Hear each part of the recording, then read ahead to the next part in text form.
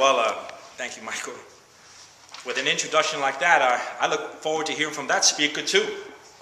Thanks. That's very generous. Thanks. I'll take that. Anyway, thank you for the invitation and for taking the time out to listen to me today. It's my privilege. It is my privilege to be here with you. And I hope to encourage eager young minds to be more inquisitive and ponder the mysterious. I urge you to ask questions, seek out answers, probe for, and craft solutions. The future is yours, and so is the mess that will be waiting for you to clean up. So listen up.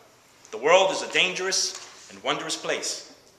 So be forewarned and forearmed in your preparation to contend with it. I've lived and worked in many unfree nations for the duration of my adult life. What I can share with you without hesitation is I fall in love with America every time I return from one of those unfree societies. The world order has shifted to blocks of what can be simplified as free and unfree nations. We were born a free people because of those who defended the Bill of Rights for us. We are a constitutional republic that limits governmental power and reserves those not enumerated in the Constitution to the people, as stated by the 10th Amendment. We are free to think, free to dissent, free to be obtuse, free to realize our full potential, and free from being property of the state. The struggle to remain free from onerous government is constant, and we must be vigilant. Just like a boxer in the ring, protect yourself and your liberties at all times. Remember, it's not the purpose of free people to serve the state. It's the purpose of the state to serve free people.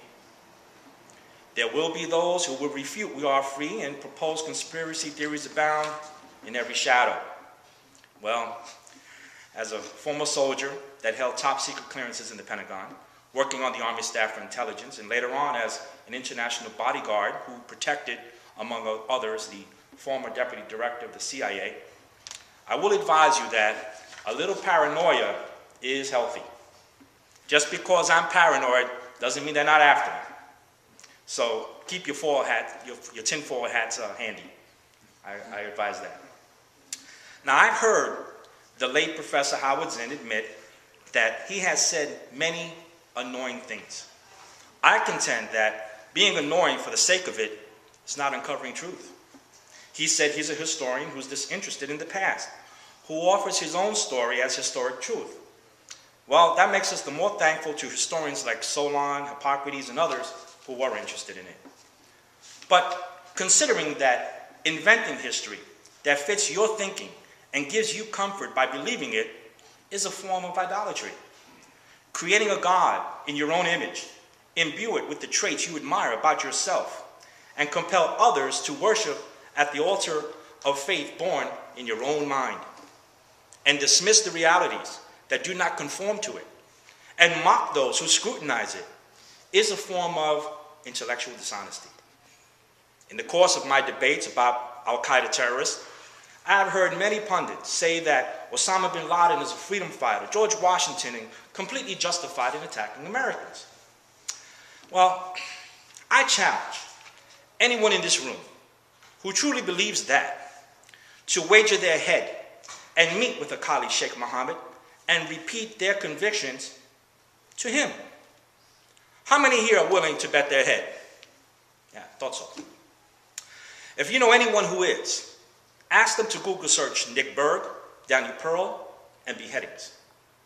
I think I would bet that the late Professor Howard Zinn would not wager his head to prove his story, nor would he be annoying to a jihadist with a hacksaw. If you encounter a professor who expects you to believe this rhetoric, politely observe. If you're not willing to wager, or if they're not willing to wager their own head, please do not expect you to wager yours. Test those, test those who try to convince you of any moral equivalence to this thinking, whether they are willing to personally surrender themselves to this brand of freedoms. Ask them, would they personally submit to their interpretation of Sharia law? Would they offer every female in their family to undergo having their clitoris surgically removed? Or are they willing to hang suspected homosexuals, or murder anyone who will not practice their brand of religion or converts from it. Ask whoever believes this to be acceptable why they are here with us and not there with them. Now that I have your attention, let's use our heads for what they were intended. Thinking for some, wearing hat backwards for others. We hear a lot of rhetoric about the war on terrorism. Ladies and gentlemen, terrorism is a tactic. It is a weapon of war. It is psychological warfare directed at the civilian population to instill fear, mistrust, and erode confidence in their political leaders with the goal of causing them to change a political policy that would meet their demands.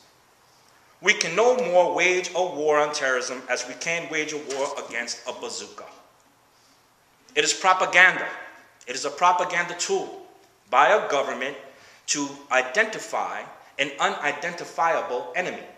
It is a label for a faceless and a flagless enemy, an enemy without a state, but who is likely state-sponsored.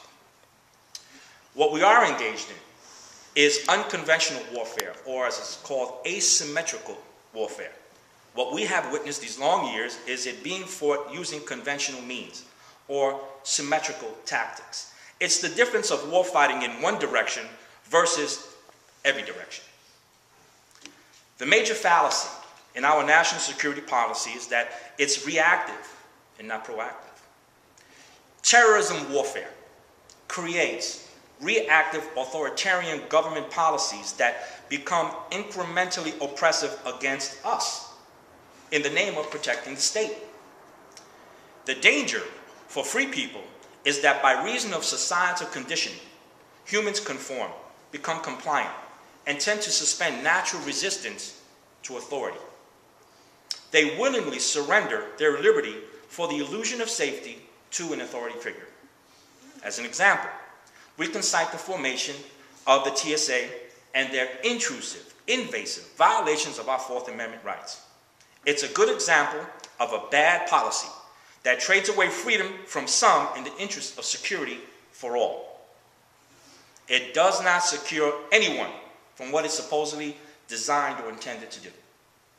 I am adamant that the TSA should be decommissioned, these policies and practices halted, and a layered, tiered, common sense approach to aviation security be adopted immediately before disaster strikes by exploiting the vulnerabilities this illusionary method creates and endangers the public further. Now, to counter the supposition posed by the late Professor Howard Zinn's historicity, let's point out what he completely missed in his numerous annoyances, and many of you here might be unaware. So think about what I'm about to tell you before you react by simply dismissing it. Open your mind a minute.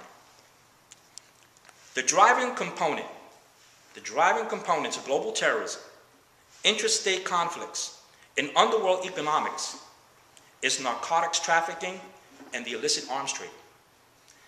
90% of the world's poppy, that is the primary ingredient of heroin and opium, comes from Afghanistan.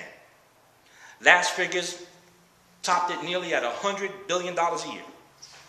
The heroin and opium supply that comes out of Central Asia, controlled by tribal mafias, Turkish mafias, and the Sicilian mafias, pump out enough heroin, imagine this, pump out enough heroin to supply the European and US market demands. That's a lot of heroin.